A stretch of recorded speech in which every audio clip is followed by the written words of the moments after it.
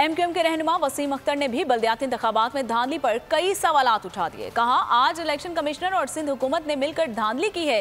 ये इलेक्शन जिस तरह करवाया गया है वो एक स्याह धब्बा की हैसियत रखेगा। कौन लोग मोहर लगा रहे थे ये सब देखा है। धब्बे की हैसियत रखेगा। ये पाकिस्तान की तारीख में आपका जो किरदार रहा है, जिस तरह से आपने कंडक्ट कराया है इलेक्शन कराची और हैदराबाद में, जिस तरह से बैलेट बॉक्सेस और बैलेट पेपर्स सड़कों पे नजर आ रहे थे, लोगों के पास नजर आ रहे थे, गलियों में बैलेट पेपर्स लोगों के हाथों में थे, लोग मोहर लगा रहे थे, ये सबने देखा। शुक्रिया अदा करूंगा कराची के लोगों का, हैदराबाद के लोगों का, कि उसने एमक्यूएम की आवाज पे लब्बैक किया। आप कराची और हैदराबाद के ऊपर भी जाली मैंडेट लेके काबिज होना चाह रहे हैं। मेरी कल फरोख नसीम भाई से बात भी हुई थी इस पे, हम फिर उसी कोर्ट को रुजू करेंगे। टोटल इलेक्शन कमीशन नाकाम हुआ है और पीपल्स पार्टी इन दोनों शहरों में लोगों के सामने आया हुई है।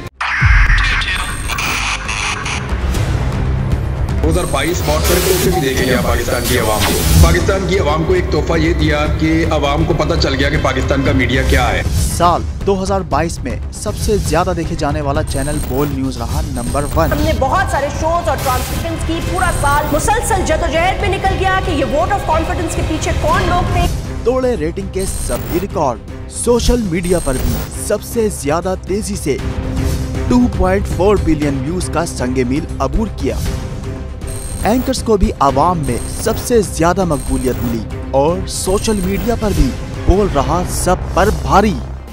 सब्सक्राइब करें और बेल दबाएं ताकि कोई खबर रह न जाए।